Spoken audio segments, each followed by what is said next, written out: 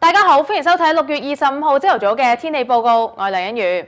現時酷熱天氣警告咧係現正生效㗎，市民咧記得做足一啲防暑嘅措施，同埋飲多啲水啦。咁我哋睇翻大範圍嘅衛星雲圖就可以見到，受住高空反氣旋嘅影響啊，華南沿岸咧天色咧都係普遍晴朗㗎。我哋睇翻現時各區嘅氣温方面啊，就係介乎25至到28度之間嘅。至於今日嘅詳細天氣預測會係初時咧係大致天晴，日間咧會天氣酷熱，市區嘅最高氣温咧會上升去到33度左右，新界咧仲會再高1、2度添。稍後咧會漸轉多雲，同埋有幾陣驟雨㗎。風方面咧會吹微風，漸轉吹和緩嘅東至東南風，離岸同埋高地咧會係風勢清勁㗎。我哋預計今日至到聽日咧係會有一個天氣過程嘅轉變。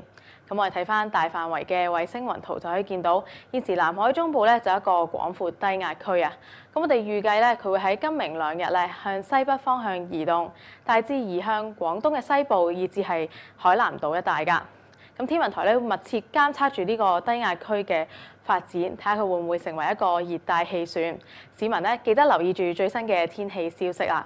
不過無論如何啊，我哋喺天氣預測圖上面都可以見到啊，未來嗰幾日咧，沿岸地區都會有啲藍色、綠色，代表住一啲雨區同埋驟雨咧，係影響住我哋噶。天氣咧係會轉差噶，所以展望方面啊，我哋預計未來1、2日咧會係間中有驟雨同埋雷暴，聽日咧風勢會比較大，去到週末期間咧仍然係有幾陣驟雨噶。市民咧記得留意住呢個天氣嘅變化啦。祝大家有愉快嘅一日，再見。